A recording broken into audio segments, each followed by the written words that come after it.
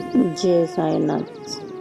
साईं बाबा की इतनी कृपा है मेरे जीवन में। आज से 15 साल पहले मैं बहुत परेशान थी। मेरे जीवन में बहुत सारे टेंशन थे, लेकिन जब मैं बाबा की तरफ देखती थी और ऐसे बैठी रहती थी तो सोचती थी, बाबा का एक ही बात मेरे मन में आता था, श्रद्धा और सब्र। श्रद्धा रखोगे तो सब होएगा, सब्र करोगे सब मिलेगा।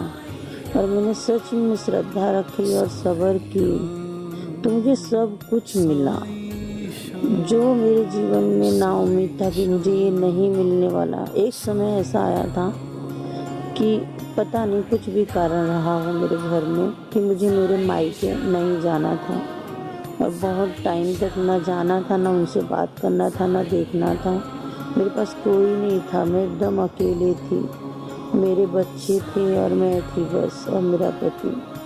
और फिर मैं बस ऐसे अपने बाबा की तरफ देखती थी और बोलती थी, जब मुझे मेरी माँ की याद आए तो मैं ऐसे बाबा का पाँव पकड़ के बोलती थी, बाबा आप ही मेरे माँ बाप भाई बहन सब कुछ हो, आपसे ही मेरा जीवन है। जय साईनाथ। मैं आपकी पूरा श्रद्धा रखती हूँ बाबा, और विश्वास करती हूँ कि आप मुझे मिलाओगे मेरे माँ बाप से। मैं अपने घर वालों को देखने के लिए तड़प गई थी, लेकिन नहीं, कुछ कारण था जिसकी वजह से मेरे पति को नहीं पसंद था कि मैं मेरे माँ बाप से बात करूँ, उनसे मिलूँ, लेकिन नहीं।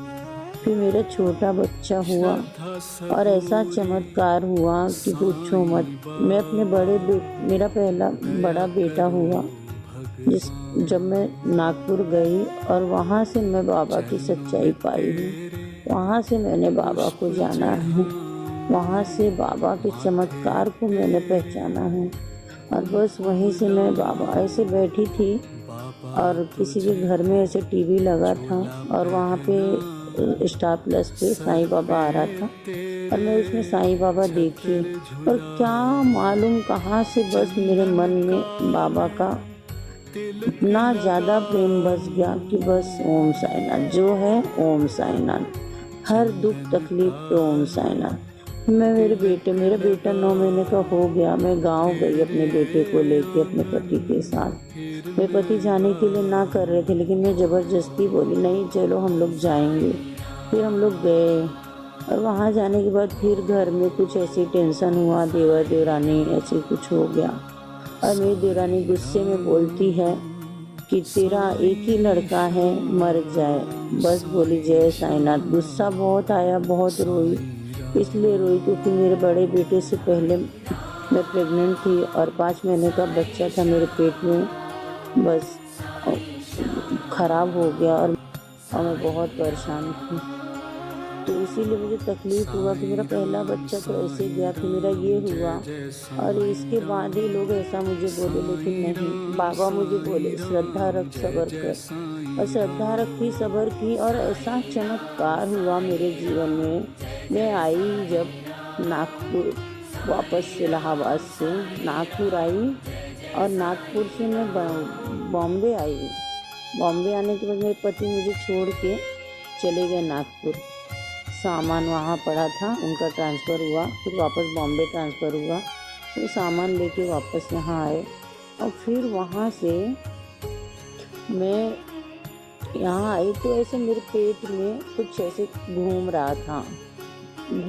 तो मैं बोली कि क्या मालूम मेरे पेट में क्या घूम रहा है, कोई बीमारी तो नहीं हो गई। इसलिए मैं गई डॉक्टर के पास, और डॉक्टर के पास गई तो डॉक्टर मेरे पेट में हाथ लगा के बोलती है कि आपके पेट में तो 6 महीने का बेबी है।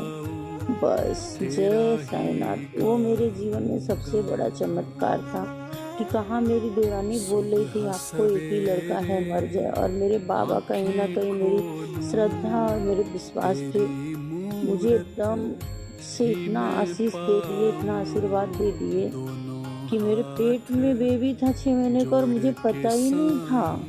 मैं हर चीज़ खा पी रही थी, उछल कूद रही थी, और मुझे पता ही नहीं कि मेरे पेट में बेबी है। वो सबसे बड़ा चमत्कार था बाबा का मेरे जीवन में। फिर मैं आई यहाँ डॉक्टर देखा और बताया 6 महीने का बेबी है। फिर मेरे हस्बैंड नाराज़ हो गए इतना जल्दी बच्चा नहीं चाहिए, एक है बस। ऐसा कुछ कुछ हस्बैंड वाइफ में हुआ झगड़ा, लेकिन नहीं, मैं बाबा पर विश्वास रखी और बोली बाबा जो आप देंगे मैं उसे खुशी खुशी अपने गोद में लूँगी। और मेरे बाबा का आशीर्वाद रहा। 6 महीना हुआ, 7वें महीने में मैं ऐसे किसी के साथ बाहर गई और रोड पे गिर गई पेट के बल, और मेरे पेट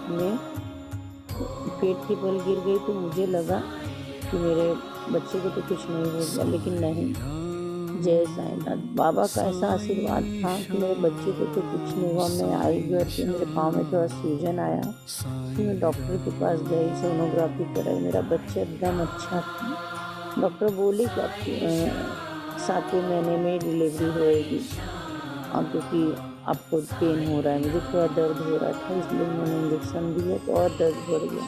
लेकिन मैं बोली जय साईनाथ। मैं आई, घर तक आई, फिर घर से वापस हॉस्पिटल गई, इतना तेज दर्द हो रहा था। अपने हस्बैंड को फ़ोन करके बताई, डॉक्टर बोला है कि डिलीवरी अभी होगी, नहीं तो बेड रेस्ट इनको हॉस्पिटल में रखना पड़ेगा। लेकिन मन में कहीं ना कहीं बाबा के ऊपर विश्वास था, बाबा का नाम ली। मेरा दर्द 5 मिनट में सही हो गया और मैं घर आ गई। और 7 महीना फिर ऐसी दवा खाते खाते 8 महीना, 9 महीना, और 9 महीना लगा मेरा बाबू, मेरा अमित, इसे 9 महीने में बाबा ने मुझे दिया। ऐसे इतना बड़ा चमत्कार बाबा ने किया, ना मेरे कोई आगे ना पीछे।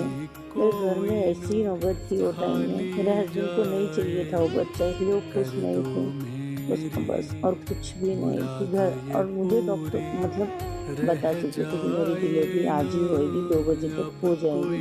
उसके बाद भी मेरे हस्बैंड काम पे चले गए और मैं घर में, वो बोले अस्पताल चलना है क्या, बोली मैं अस्पताल में जाऊँगी, डिलीवरी घर में करूँगी। क्यों, क्योंकि मुझे मेरे साईं पे विश्वास था, इसलिए मैं अस्पताल में गई और घर में ही रही।